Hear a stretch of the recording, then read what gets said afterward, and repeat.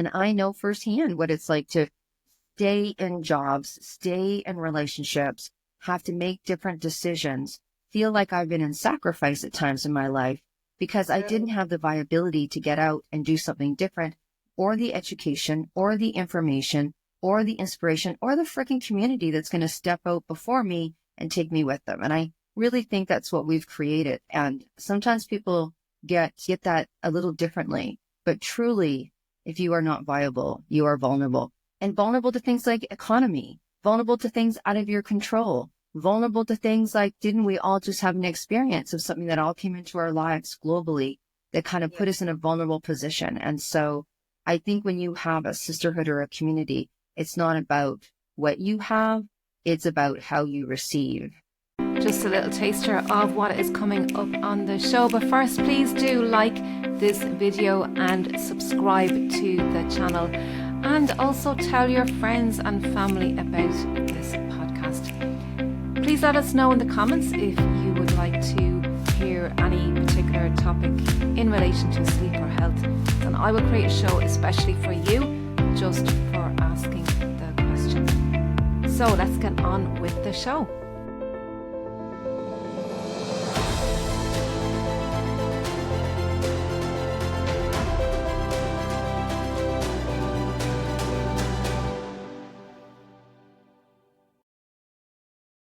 Welcome back, everybody, to another Empowering Family Health podcast. I'm your host, Johann Callaghan, and I am here today with another wonderful, amazing lady. And you probably have seen Deb Drummond on my previous podcast. This lady is a powerhouse, and I'm so excited to be speaking to Deb again today, all about what she's up to in the world, helping to empower women and helping to really help women realize what they can do in their lives and their business to perform better, show up better in their lives, be better for themselves, be better for the people around them, and help other people in the world making a difference. Because look, at the end of the day, we have to show up at our best in order to help other people, but we've got to have that cup filled up first. It's got to be overflowing. So let me read you out a little bit of Deb's bio before I bring her in, and you will see how incredible this woman is after I introduce her. So, Deb Drummond. I'm using brand new software. Okay. Deb Drummond, she is a pioneer in the world of entrepreneurship, and she has built 7 companies internationally. I have a teleprompter and it's flying along here. This is what I love about podcasting and what have you. So I'm going to just ignore that. But Deb is, let me just tell you, Deb had built 7 international companies, and she is a friggin' powerhouse. She's done so much in the world of entrepreneurship. She's been recognized in Success Magazine 48 times. Now that is something incredible that I am forever going, oh my God, wow. She's got numerous accolades and nominations, loads of awards that she's won. She's the founder and visionary behind the Show Up, Stand Up, Speak Up, Yes You movement. And if you haven't heard about that, oh my God, you've got to get involved. It's a televised, heart-centered project, and it is designed to inspire women all over the world. And she has a massive community. She's also a well-known radio host on Mission Accepted podcast, and she's the founder of Mission Accepted Media. And this is where she creates anthologies, books about people and business. And the 262 book was the recent release, which is a #1 international bestseller, and it's been at the Emmys. It's going to the Oscars. It's on a 5-year global world tour. So much going on. Let me bring in Deb. Deb, you are very, very welcome again to the podcast. Oh my goodness, Joanne. I love hanging out with you.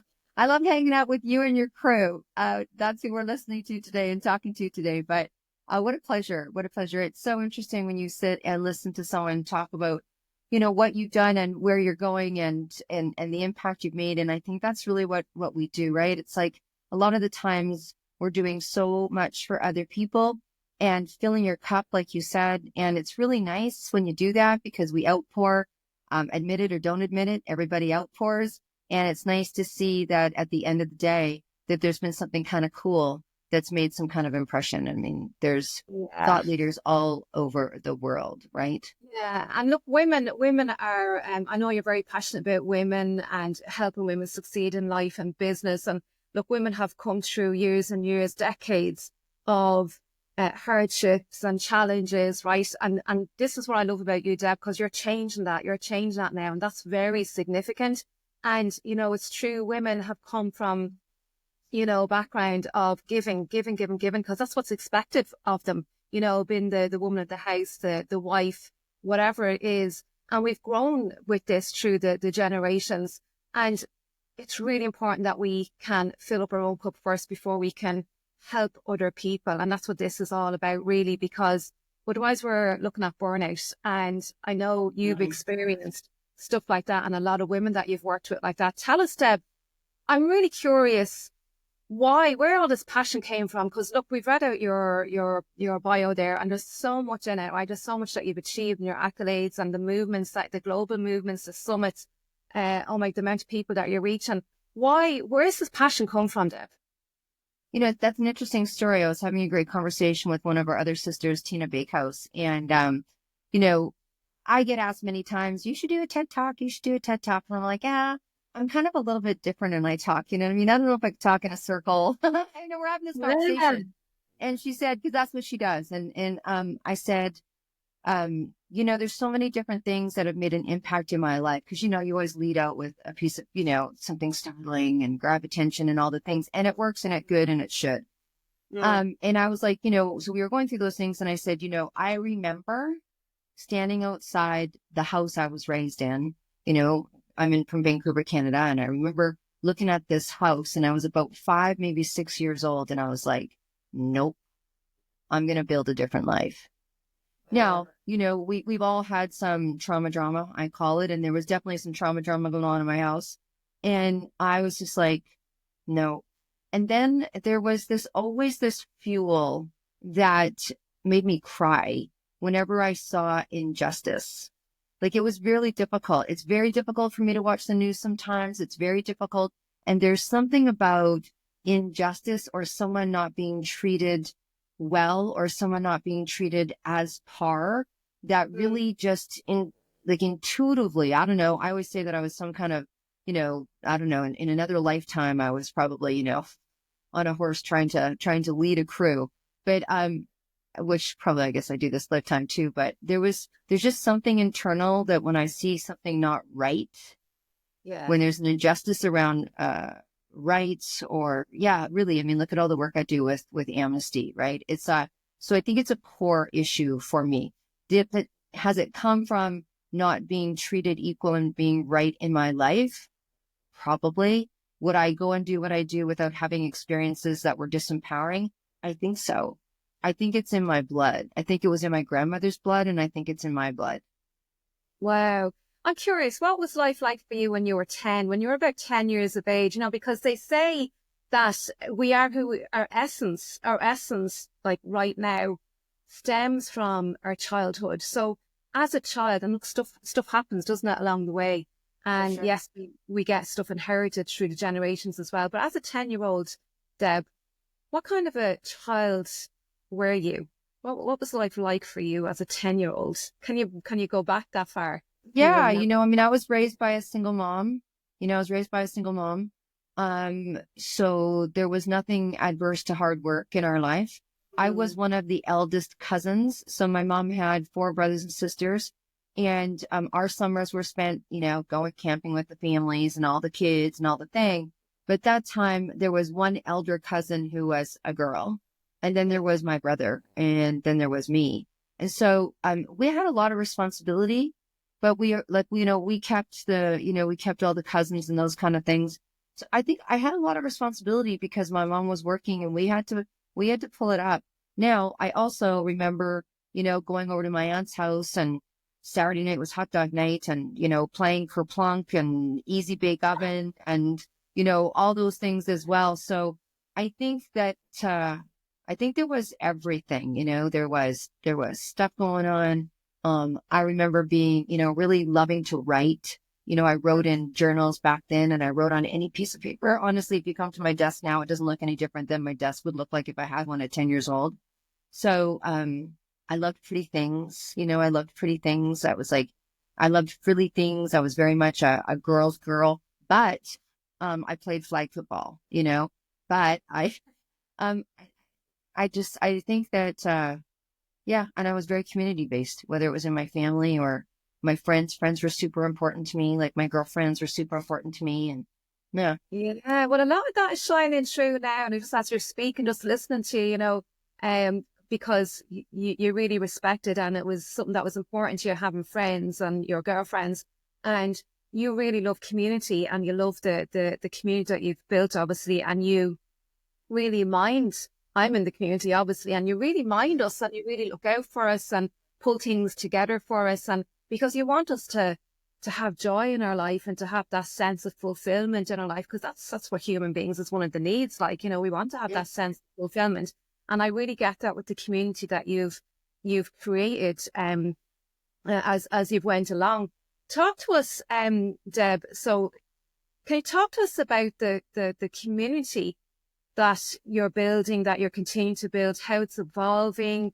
Because there's a lot going on in the community. And I think it's something that, we can zone in on. And, there's lots of people out there listening to this podcast that can join this community. And, you can join and just, with the summits, and there's lots that you can do on a low level or whatever, but this is just a community that is so loving, and it's like a big family. Talk to us about your community. yeah. I mean, I didn't come up with the name, but I think the community did with, sustainable soulpreneur sisterhood. That's what happens is, we've built this incredible platform for women and those that support women. We have, summits, and we have an incredible book. There's a book of 262, women, which there's still spots in the book for women to be part of a book that, like you said, is doing a 5-year book tour around the world. So it's for people that want to have a message, whether it's about their profit, nonprofit, a personal accomplishment. There is something that they want to share from the rooftops. We're kind of a big rooftop. And then there's women that come and share on the stage, right? They really want to bring attention, whether it's for personal development or business development. But I would say 99% of the women in this community are self-funding. So they're authors, they're speakers. They're doing something either for money, or they're doing something for a community. They're profit builders. They're looking for that kind of community of women that will stand behind you. That's why they call themselves sisters, and help you rise up. Like, it's about, where do you want to rise to? You don't have to want to create a big, organization or community like me. You don't even have to want to be a leader, but you do want to be a leader of your own voice. You do want to be a leader of your own voice. And so, women come into our community that have never been on a stage, and women come into our community that have produced 5 Emmy Award winning movies. Do you know what I mean? And I think what our community is an equalizer. We're the equalizer. We're the sisterhood where there's no hierarchy behind the community. That's what I love about it. Yeah, there's no hierarchy, and honestly, no one knows and no one cares. Like, it's kind of like, you've been at the Emmys, you're walking into a room of creatives. You're walking into a room of women that want to make change, and no one really, it doesn't matter your income. It doesn't matter what you want your income to be. It is about rising up, and it is about being with the right people at the right table. And that doesn't always necessarily mean that you have to want to have a bunch of zeros. Like, I want to make millions of dollars. You want to be sustainable. The reason why we say sustainable soulpreneur sisterhood, it's really important. And people get real messed up on this one. You know what I mean? It's like, it's either they're afraid to, it's not, I don't even know if it's about afraid to make money. There is something about being around a group of women that really truly understand, look, if you're not viable, you're vulnerable. And I have, and pretty well everyone I know has been in a place where not having the right support, not having the right kind of people behind you, not having the money in your bank account, let's face it, right? Let's face it, has made you make different decisions, and, I think people look at icons, whether you like Branson or you don't like Branson, whether you like Sandra Bullock or you don't like Sandra Bullock, whether you like, Meryl Streep or what have you, but these people are able to have platform and make impact and share words because they are not in a financially vulnerable place, which gives you choice. And I know firsthand what it's like to stay in jobs, stay in relationships, have to make different decisions, feel like I've been in sacrifice at times in my life because I didn't have the viability to get out and do something different. or the education or the information or the inspiration or the freaking community that's going to step out before me and take me with them. And I really think that's what we've created. And sometimes people get that a little differently, but truly, if you are not viable, you are vulnerable, and vulnerable to things like economy, vulnerable to things out of your control, vulnerable to things like, didn't we all just have an experience of something that all came into our lives globally that kind of put us in a vulnerable position? And so I think when you have a sisterhood or a community, it's not about what you have, it's about how you receive.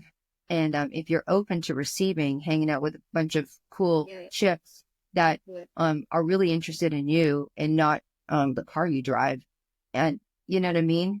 And if you want to drive a car, which is beyond, like, the world of possibility, I think that's what people tap into here. It's like there's no holding back. Yeah, yeah.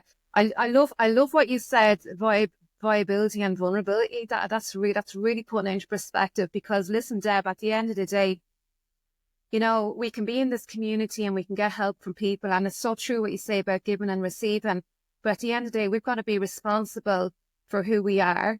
We've got to know what it is, what we want. And look, I'm not perfect myself, you know, and I still have challenges, and we do all the time, whether you're a celebrity or not, like, you know, we all have challenges.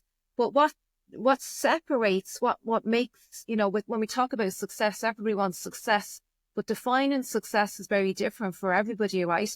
And yes, we need money to have more choices, and you talked about choices. It gives us more options.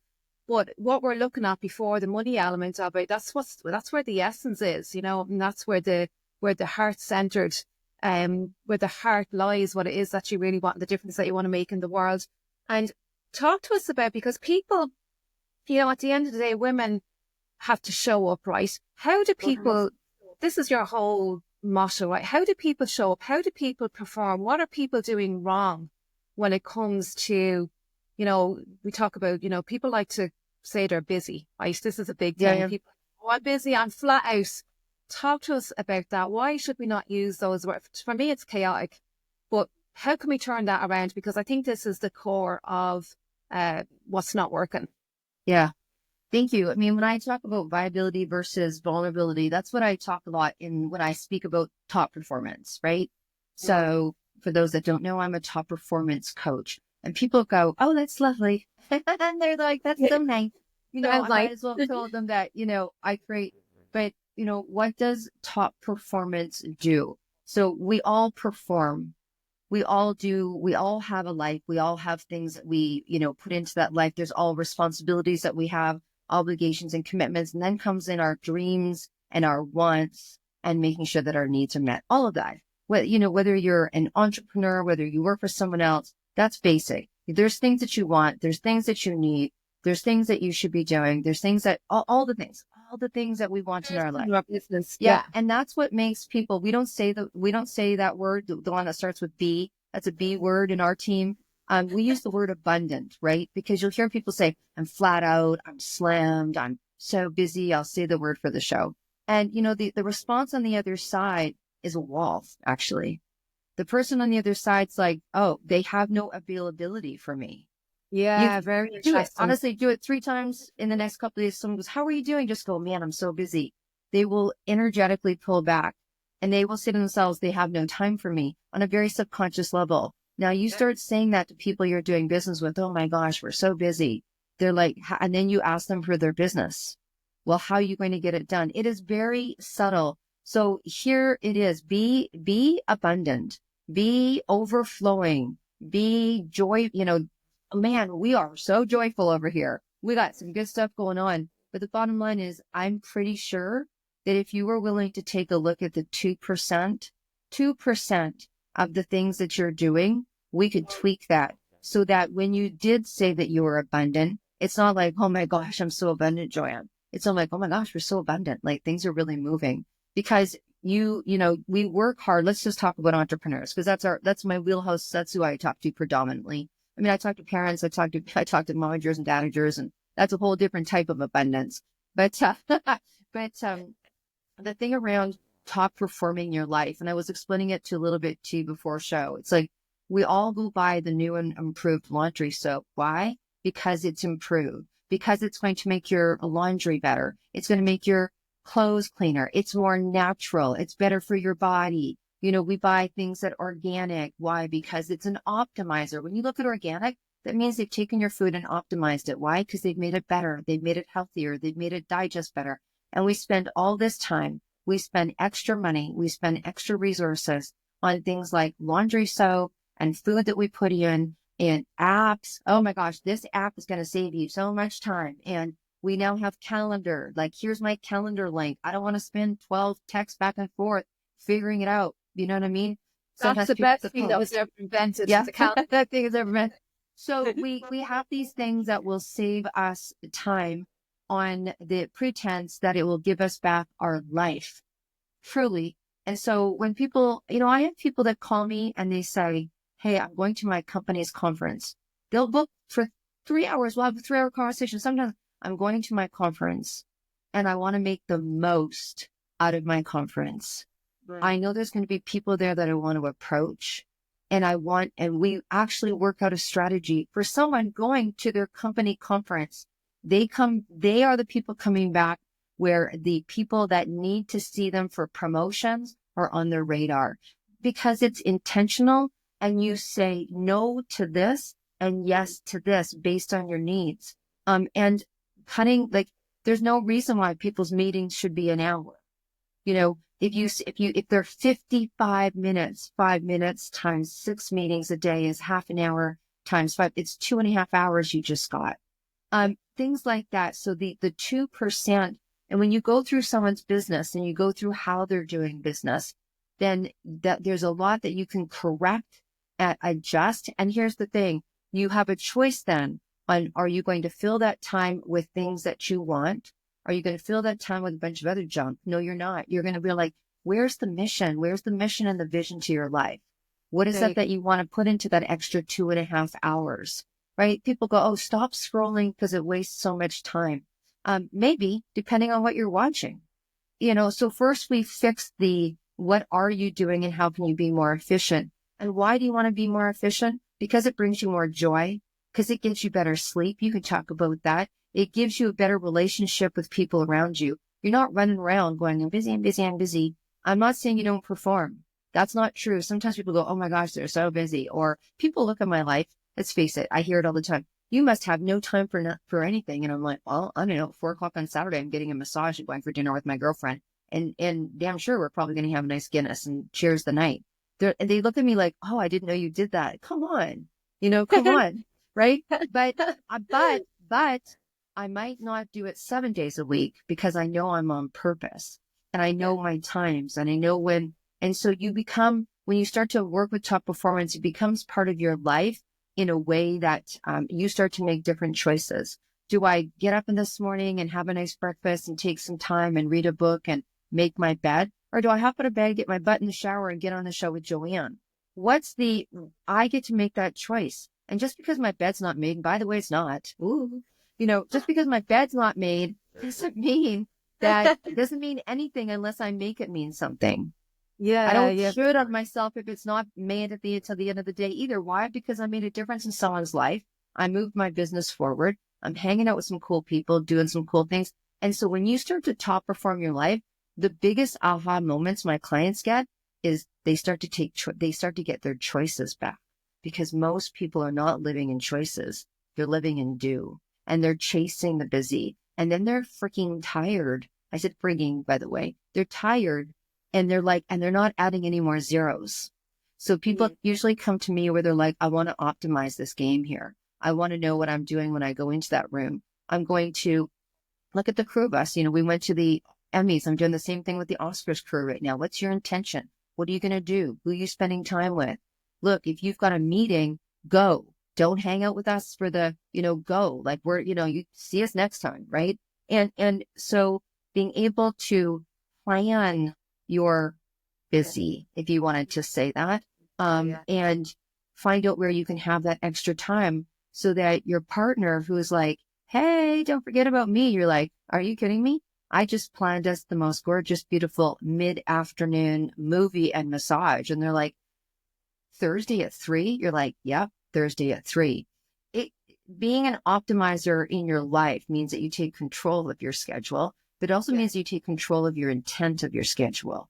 And you actually will get more by adjusting the less. It's a very interesting thing. And sometimes as someone who's in top performance, because I live a top performance life and it's visual, people can see my awards and they can see where I'm going because they go to my social and they see that.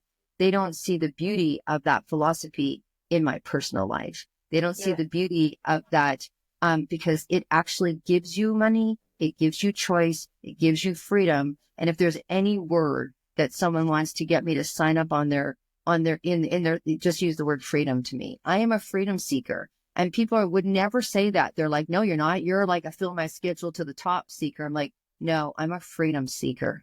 Yeah, because you're doing everything that you want to do. It's intentional. I know you were talking about the doing part, but it's intentional. And I remember when you were talking about the Emmys there, I remember going on a call with you, Deb, and the one thing that you were driving into us all is, what is your intention for going to the Emmys?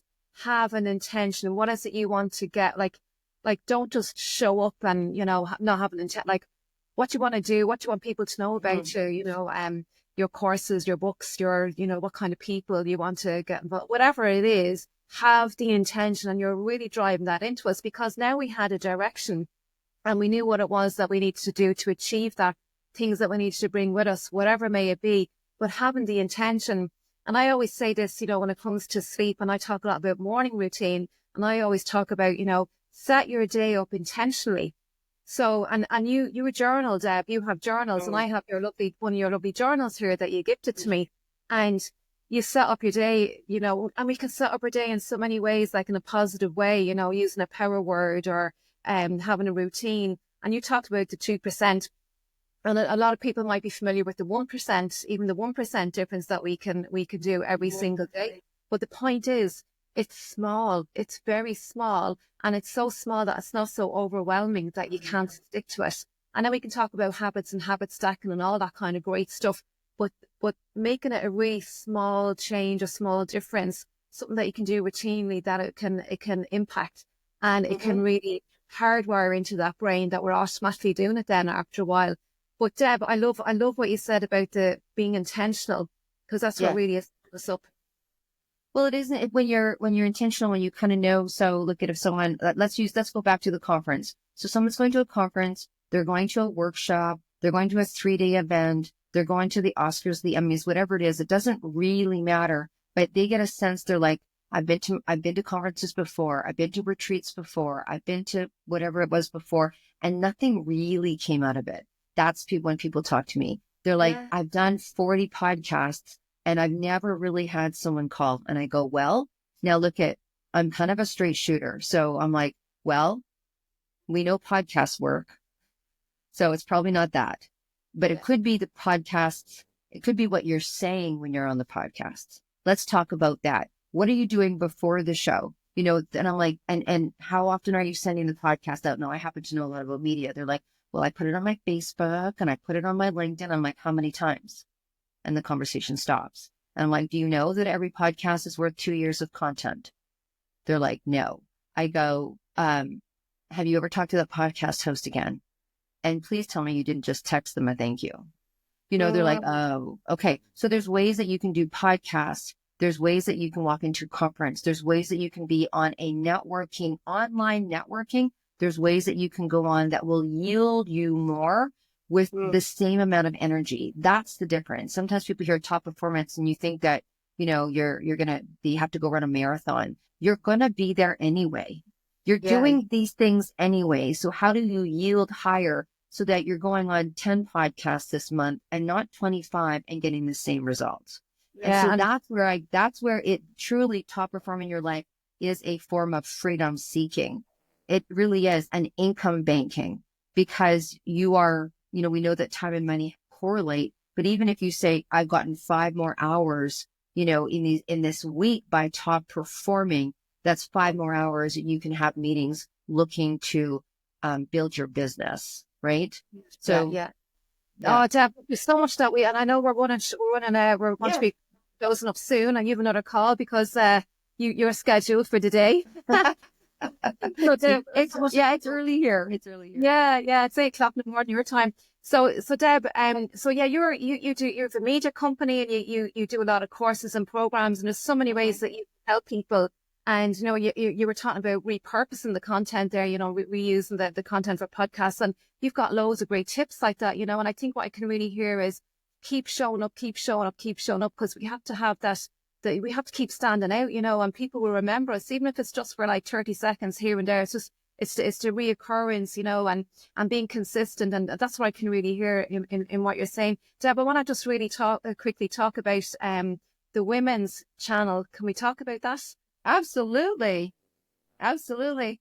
You Tell too, me when all you about have it. time on your hands, get to do crazy things. Tell us Yeah. all about it. So the women's channel is this new amazing TV channel that you're going to be launching with Eric Zuli. Yeah. Yes. Talk to us about that. So this is what happens when you put one foot in front of the other and you just keep following the energy and you just keep following the downloads, and unforeseen things come into play. I tell people when they're up against something and they can't afford it or can't figure it out or don't know if they should do it. And I'm like, you know what, there's very few things, that haven't been better than not. And what I mean by that is there's a great Scottish proverb that talks about once you say yes, all unforeseen things come into play. You can't see them. No one's saying, hey, say yes, and you're going to get this, this, and this, because, what's the fun in that? It's so fun walking through our fears. But when I had the initial vision at 31, just to give you an idea, my daughter's 31 now, to do this book with women, these pictures that I wanted to put into a book. And then the time came for that to actualize, which was about 5 years ago now, and then put it into play. I talked about in the very beginning that when we had all of these incredible women, we had 440 women come to speak at 22 summits in 15 months. 6,000 women and those that support women came to be in the audience. And the decision was that these women were going to share and impart their heart, their businesses, their projects, which if you know anyone hanging in the world, most women are doing their businesses as a form of heart. Do you know what I mean? Like, it's a part of who they are. So this needs televising. The message that I got was to do a global and accessible project for women. And so to have these women being able to be on a TV show, where you're going to get hundreds of millions of people watching what you say, that is a pretty strong, I got to back it up. If I'm leading out the stand up, speak up, and show up, I got to put my back against the wall as well. So I put our back against the wall and made a major commitment on a major network to have these women who come and speak on our stage heard. So obviously it's edited and it's on through, and it looks very pretty. It's called the Stand Up, Speak Up, and Show Up show. And it's on the women's channel. Now, I'm an accessibility person, right? So, very rarely do I do something and not take my sisters with me. So if I can have a channel, you can have a channel. If I can have a show, you can have a show. Now, most shows out there, you're going to be looking at $20,000, $25,000 for a show. So I'm talking to Eric and I'm like, we need to be viable. This project is an accessible project. No, that's a low accessibility that someone's going to like, hey, got 25 grand. Let's just go build a show. I said, so what can we do? So he goes, oh, okay, Deb, okay. What are you asking for? So we have a show that women can be seen on by coming onto our stage. What a beautiful way to get media badges and go, I'm on TV. If you don't think that's posturing for your business or your project or your nonprofit, think again. So we really help women rise. And then someone could say, I want my own show. We're like, cool. So I said to Eric, we got to make it accessible. So a woman can have a show on our channel, and it might sound like a lot to some, and it might sound like 20 cents to others, but really $5,000 for a year. That's nothing. So I said, okay, Eric, I want to make it accessible even more. He's like, you're driving me crazy. He's like, we've got to pay staff, right? And I said, okay, but what we're going to do is that I'm going to suggest that each one of these women bring in an interview 1 or 2 people a month on their show. So I got to make that part of the deal if they want, because they can charge people to be interviewed. And on the average, a woman should make $6,000 a year on our show that cost her $5,000. Now we're showing women how to leverage, how to step up, how to throw it in. And there's some women that like, I will never get on a stage and I will never have a show because I think I would pass out if I had to even do a podcast. And so I said, okay, women need to be able to do commercials and women need to be able to do sponsors. So our chief marketing officer, Emily, put a sponsorship package together that starts at 500. And Eric said, okay, I would for you guys be willing to do commercials for $750. These guys do commercials for the Super Bowl. And I said, okay. He goes, okay, Deb, I'll even give them the commercial so they can take it anywhere they go. So that's what we negotiate over here for women on women's behalf. And I've seen some of them. I've been on the Easy Way TV and I've been watching. Yeah. Oh my God. That's incredible, Deb. Fair play. Yeah. So it's just another platform. But here's the best thing that I want to say is that I want women and those that support women. So I'm pretty sure I'm talking to everybody to expand their mind and realize that we are in a different time. I've been doing business for a couple of decades here. And I got in trouble for putting too many flyers on telephone poles when I started my business in my city. They actually called me and said, stop it. So that was our TV, telephone poles and, laundromat push boards. I mean, now you have, so now if you're willing to stand up, speak up and show up with a community that will help you stand up, speak up and show up, you could have your own TV show. Now tell your grandchildren that one. That's pretty cool. That's pretty cool. And so I think that it's about, I don't know, following the yellow brick road. I mean, you can have what you want.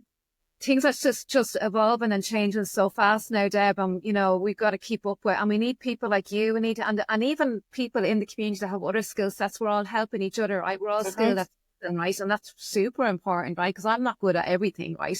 And we all need to help each other. I can really hear that. Listen, the summit that's coming up for International Women's Day.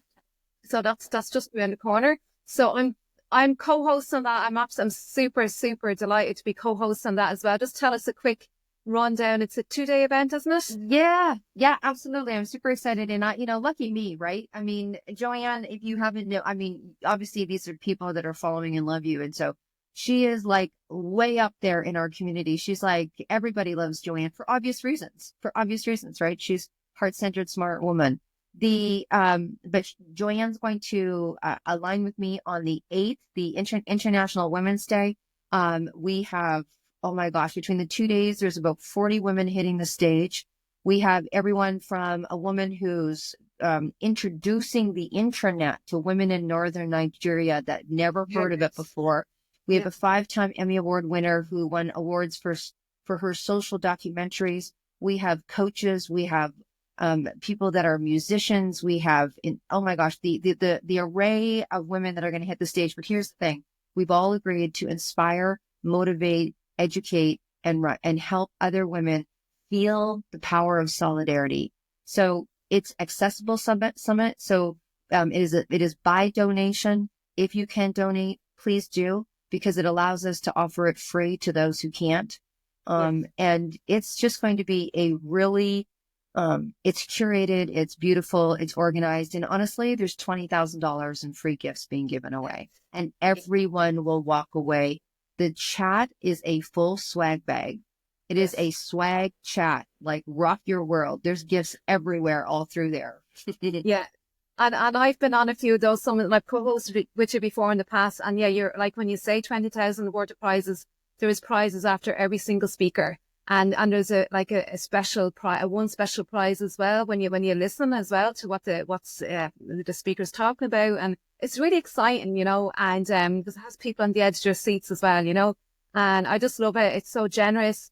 You've so many wonderful people from all walks of life as well, all around the globe, sharing their story, and it will just wow you what's going on in different corners of the globe that we are not even aware of. Like this lady who's talking about the internet. People have never even seen a mobile phone. So, Deb, I know we're coming up to the hour. Listen, where can people find? And I put a link up there on the screen. Now, this is new software that I'm using, right? So I put it on the screen. And apparently you can click on it. If you're watching this on YouTube, you can click on it and it will bring you to the website where you can get your ticket. It's an Eventbrite link. Or actually, Deb, it's your website. It's your page where all the where they can actually book their ticket on Eventbrite. But I've had all the links in the show notes. But just tell people where they can find you, Deb. I mean, I think the best thing to do, go to my website, because all my social handles are on my website. It's debdrummond.com. And if you go to the contact page and you want to say hello, I've told my team that goes directly to me. So yeah, we have a big team, but anyone who really wants to reach me and talk to me personally, debdrummond.com, go there, click on the link, go to our events page if you want to see everything that we're doing. The website's in transition right now. We are up, we are up in our game in our website, but again, it's accessible. If you want to come know your media score and top performance, we have free classes. If you want to rock and roll with them, we've got a 6-hour day with me. I mean, there's just variety and availability. Yeah, lots of options that people can work. Yeah, lots about it. Eventbrite. People follow Deb on Eventbrite. Well, that's in the notes. Come to the summit. I mean, come to the summit. I mean, this conversation that we're having right here is going to be joined with 20 other women all day long, and it's super fun. Yeah, be there. Yeah, and look, oh my God, you'll learn so much. Deb, I know you need to go. You've got to come. But it's been wonderful.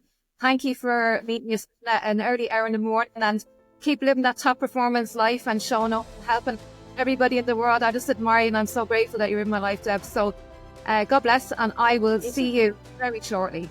You'll see me shortly. Thank you. Bye. Yeah. All right. Take care. Have a great day. Bye-bye. Bye-bye.